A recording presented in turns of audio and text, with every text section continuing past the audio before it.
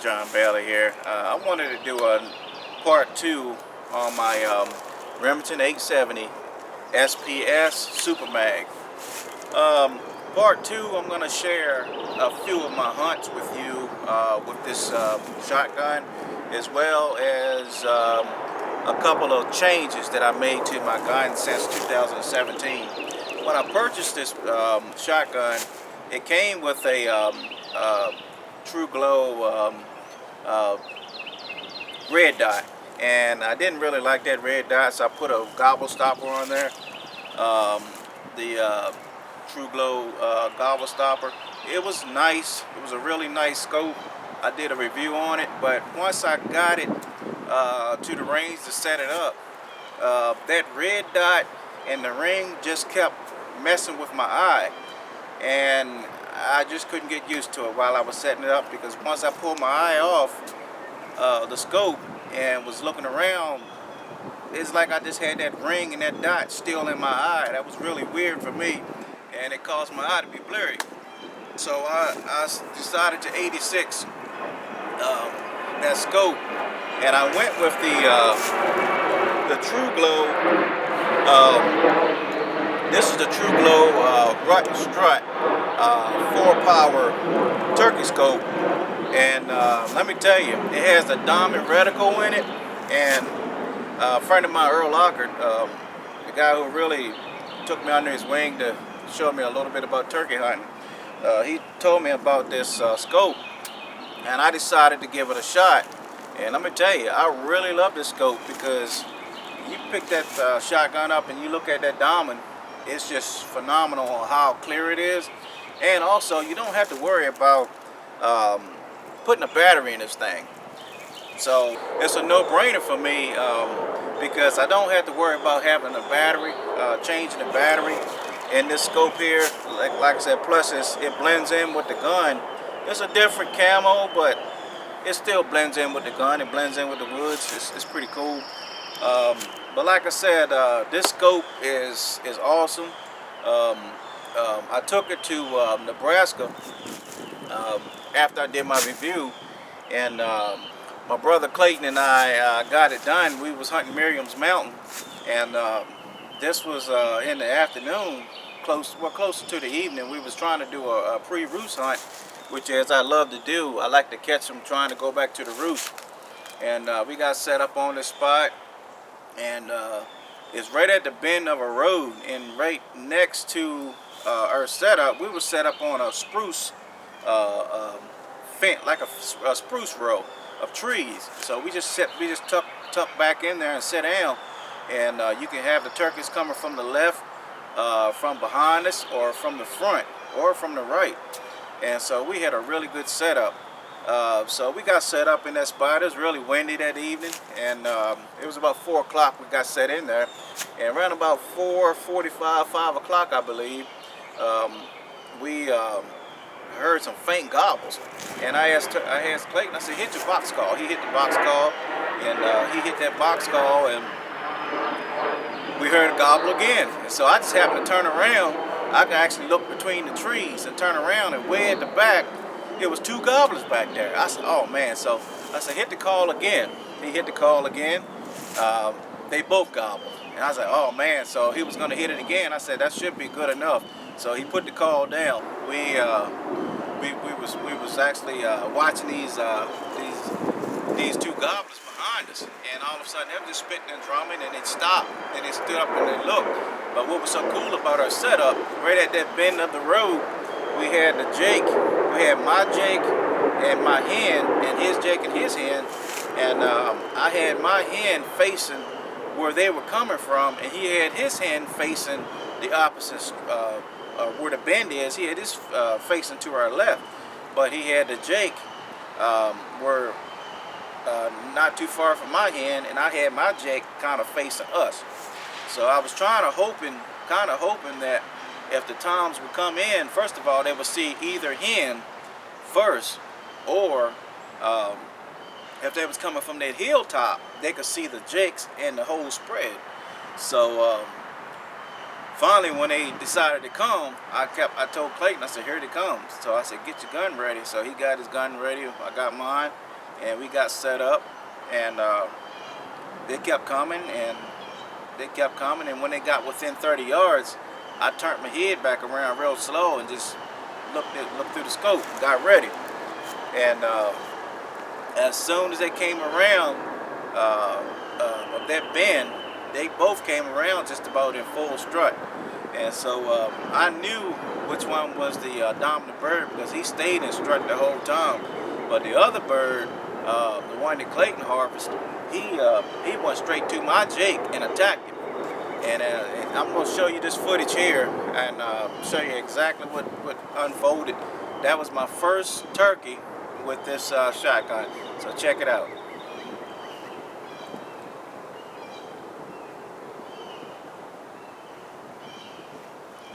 Okay, one thing about this hunt that I learned was we didn't overcall. You can actually overcall a turkey and it's over, because I've never seen hens call every 5 seconds. They may do. It's possible. Excuse me. It's possible that they do. I don't know, but I try to be as realistic as I can. Cutting, yelping, tree yelping, clucking, purring. I try to do the most basic things that I hear turkeys do. I always try to mimic them also. But like I said, I'm learning. I'm still learning. I've been only turkey hunting for 10 years, and I've harvested 15 gobblers so far. And on this other hunt, I hunted here in Georgia. This was opening day in Georgia, so I hunted a small food plot in the morning, and I knew it was some gobblers coming in, so I used my calls. But on my hunt in Georgia, I decided to try a different call. This is my crystal over glass double-sided call by Straight Creek Calls. Mr. John Saylor, he made these calls for me, and I got set up on a small food plot that morning, and right before sunup, I heard some gobbles. Heard some turkeys gobble across the creek. Matter of fact, it was on the other side of the track, on the opposite side of the road. That's what it appears to be. And they were just gobbling on the roost. 1, 2, 3, and then all of a sudden one behind, or should I say one out in front of me, was gobbling. And so I was like, oh man, I think this is gonna be a good morning. So I pulled out this call here, and I mean, I was just, when it was daylight, I wasn't doing the tree yelps because they were so far away. I mean, I was just, I'm kind of rusty, so I just went on and did some yelps, and eventually they heard me. And I mean, I even pulled out my slate, my double-sided slate and zebra wood. I pulled that out. And sometimes you gotta change calls just to let them know it's different turkeys around. They don't always use the same call all the time. I like to change up within minutes just to say, hey, it's 5 or 6 turkeys around here.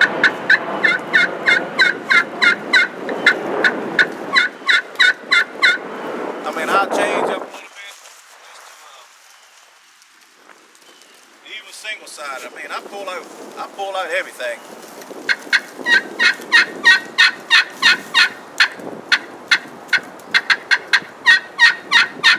I pull out a little bit of everything just to let them know there's multiple hens. But I like this crystal over glass double-sided.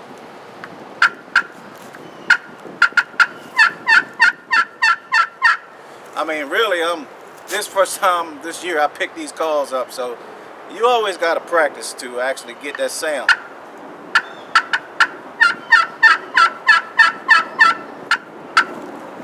Get that sound the way you want it. But anyway, I went on and got set up on a food plot, and I'm telling you, I sat there and I called. I used my I use a slate a little bit later in the morning because they came through there about 9 o'clock. They came through there a little bit later, around about 9 o'clock. And that's when I switched to this slate over glass. It's a double-sided call. And I'm telling you, they gobble. I hit this thing.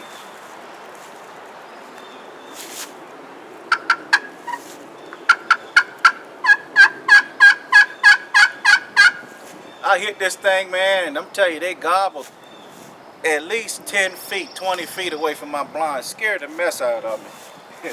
And I went on and switched the gun around. I had the gun set up just like this here, and I turned it around and heart beating hard. So they scared me. And I had the front mesh. I had the mesh in place in the front of me, and then on a 45-degree angle.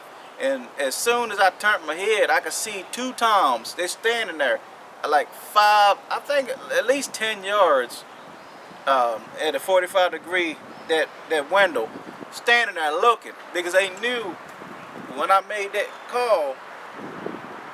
I thought I heard a turkey.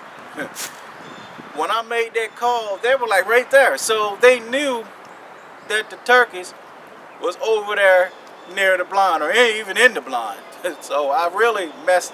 Well, you can't really say you messed up. If you can't see the turkeys, you don't know where they are if they don't say nothing. But man, it pegged me. They stopped right there and looked right in the blind. And I was like, oh gosh. So I thought they had me busted. But anyway, they did not go to the decoys because they was assuming that it was a hen right there in the blind, or behind the blind, beside the blind, because when I called the last time, they were right there and I did not know it, coming down that road. I couldn't see them. So I turned the gun to them, got ready, and they never came out into the food plot. They went back into the woods, and it was over. I could see them. They were like 60 yards, 50 yards. They were like 50 yards inside of the thicket, across from me. I mean, I picked up my call and just basic yelps. You could see him puff up, go into full strut, spitting and drumming, going into full strut. But I did that on purpose because there was a hen that stepped out into the plot. Those two gobblers were with that hen, and I mean, I stayed.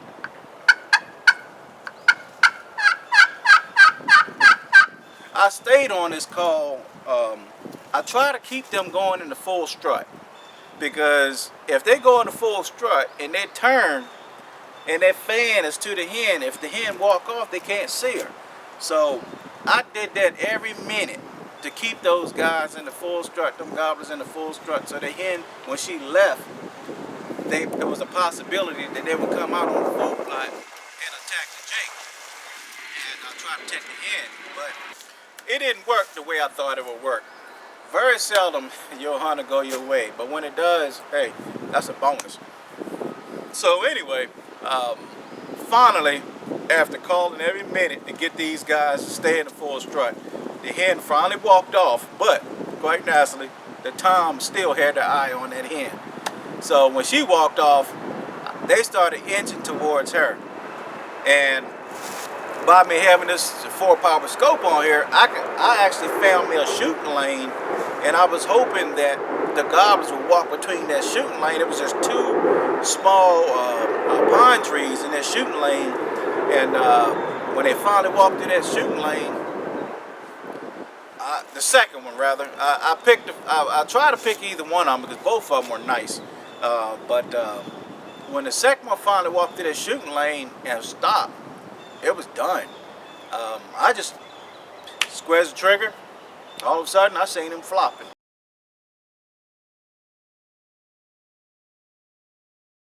I was like, wow. And then when I marked it off, he was 55 yards. So that was incredible. Then my second hunt was the evening hunt. I went to the big food plot. So I decided to hunt that where they were going back to the roost. So I got in the pop-up out there about 4 o'clock and just sat there. And normally between 4:45 5 o'clock, you can actually hear turkeys either coming into the food plot or skirting around the edge of the food plot and then going to the roost site. So what I did, I just was calling every 15 minutes.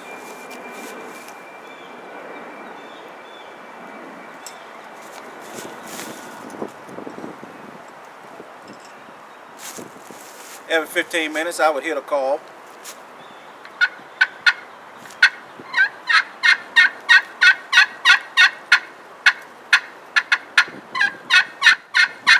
Every 15 minutes I would hit a call and nothing would happen. So around about 5:30 to my right, I had my blind tucked just inside of the woods on the edge of the food plot.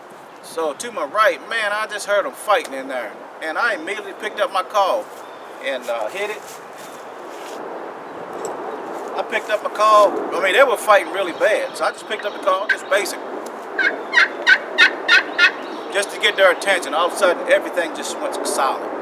I waited about, it wasn't no more than like 8 minutes. Here the Tom come from my left. I just looked out that window. I seen him coming. So I just turned. I had the gun already turned in that direction anyway. And I went on and put the camera on him. And the rest is history.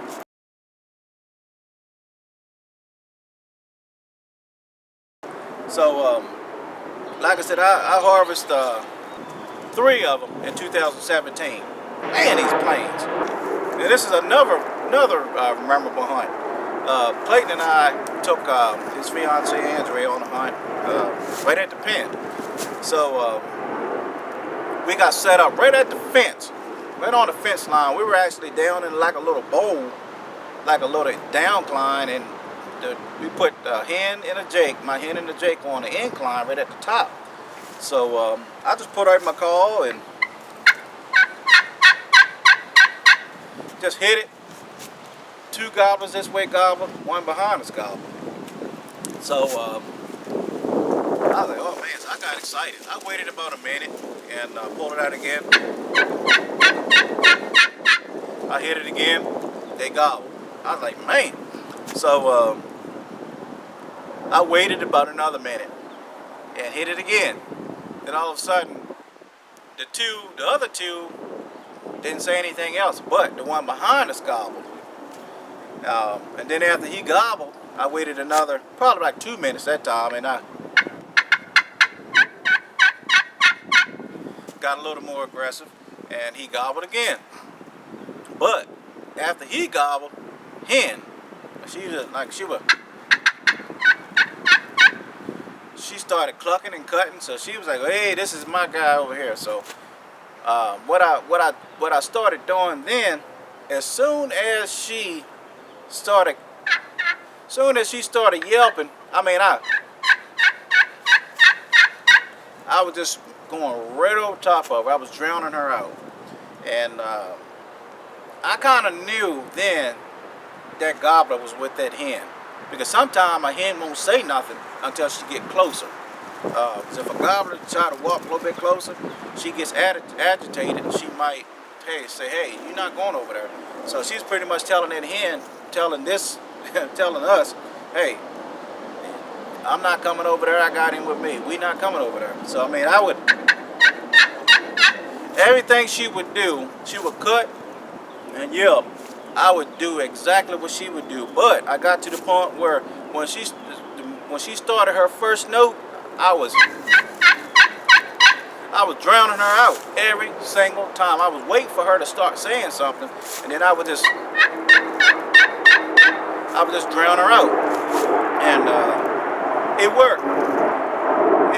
We went back and forth about, I want to say drowned her out at least, I want to say 5 minutes, 10 minutes. And then I just went on and did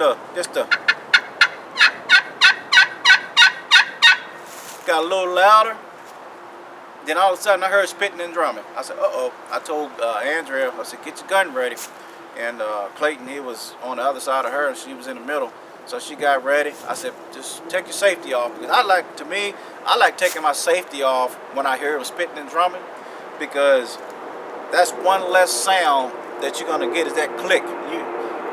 People don't think turkeys can hear, but they can hear. And they definitely see you move your hand when you take that safety off. So if I hear that spitting and drumming and don't see him, I'll take the safety off and be ready.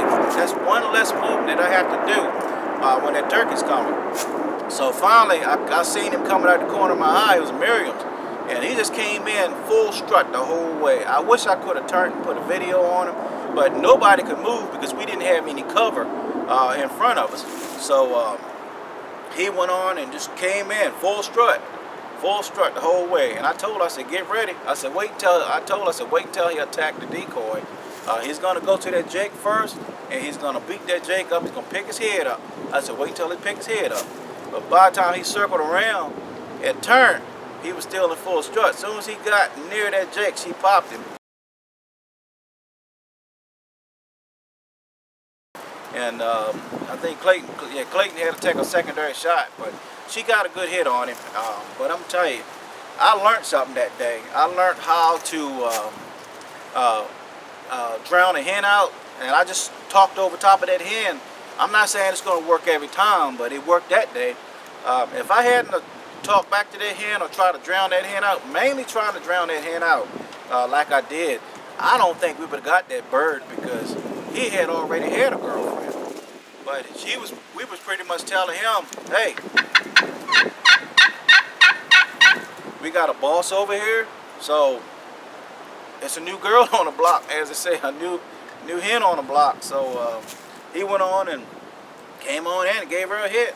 But anyway, that was a great experience there. But I'm gonna go ahead and show you guys a close-up of this setup here. Then I'm gonna go ahead and conclude this video. And like I said, I got my Iceman series calls with Straight Creek calls. Mr. Don Saylor is an awesome guy. He makes great turkey calls. This is a slate over glass and poplar wood, but this is a single-sided call. But I like that old raspy sound also. It's like old raspy hen. But you can go to Iceman Series, the IcemanSeries.com. That's the IcemanSeries.com and order Iceman Series turkeys calls, or you can go to Don Saylor's StraightCreekCalls.com and order his. Say it's the same call. I just got Iceman Series on mine. But anyway, I'm gonna go ahead and conclude this here. I'm gonna give you guys a close-up of my setup. A couple of years ago, one guy was asking me to make another video on my new setup, so I decided to do that. And also, I'm gonna stay with my Longbeard XRs. These are the 3-inch, and I have it in the 1200 feet per second 6-shot. This is 1 3/4 6-shot. I'm telling you, I've harvested 15 times, 15 gobblers with these here. Special thanks to my cousin Jonathan Thompson for introducing me to the Indian Creek choke tube. This is a 665.665 restriction, and I'm gonna tell you that this thing here goes out.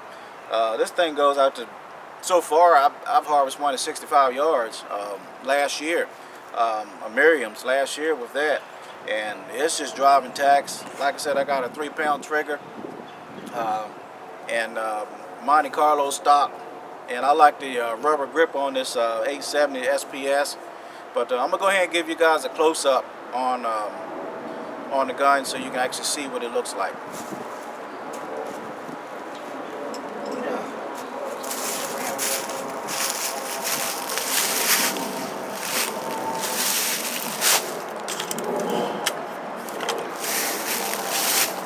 Okay. Like I said, I got an Indian Creek choke tube here, and True Glow, my True Glow rut and strut scope. This is a 4-power, but But anyway, I'm done rambling on. I didn't said too much as it is. So you guys go ahead and have a safe season this year. Also, that turkey, them old gobblers, they like to flank you.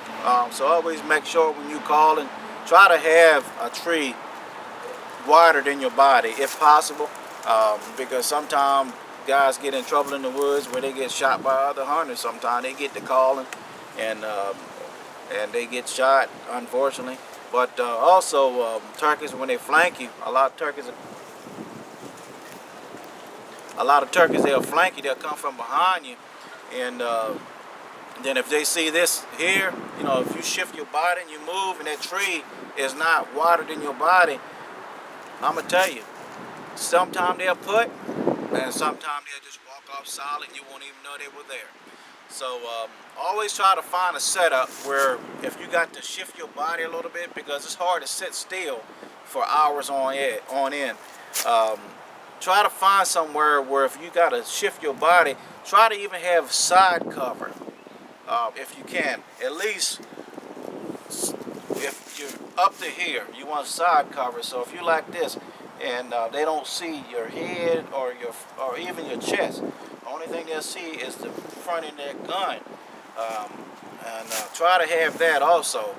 Front covers, that's important, but to me, back cover and side cover is more important than front cover, because if you out there, if you don't have front cover, if you don't have back and side cover, a lot, especially eastern turkeys, them rascals will come from behind you first. A lot of the time, especially the older turkeys, and they'll look from behind and see what's out in front of them. Then they'll go out. So if you got back cover and side cover, most likely you're gonna hear him walking and spitting and drumming, and he's gonna come beside you, and it gives you time to stay still, and then have your gun pointed towards your decoys if you have them out there. That's a quick tip. I've learned that too. And also we've experimented with just different things over the last 10 years, and thank God, like I said, I've harvested 15 gobblers in 10 years. So anyway, Iceman signing out here. Got part 2 on my Remington SPS Super Mag. It has a 20-inch barrel. Some guys think it's a 23-inch barrel, but this is the 20-inch barrel. And like I said, my True Glow Rut and Strut 4-power diamond reticle shotgun scope. Excellent scope, and this thing can hold up to the 3.5-inch shells. It do not lose to zero. For the price, $49.95. I think I paid $79.95 for the camo. I can't remember, but for the price, you cannot beat a scope that'll hold a shotgun with a 3.5-inch magnums, but I shoot the 3-inch. Alright, God bless you. Iceman signing out. Visit me at www.theicemanseries.com. Also, go to www.facebook.com/theiceman solo /. Alright, God bless. Take care. Have a safe turkey season.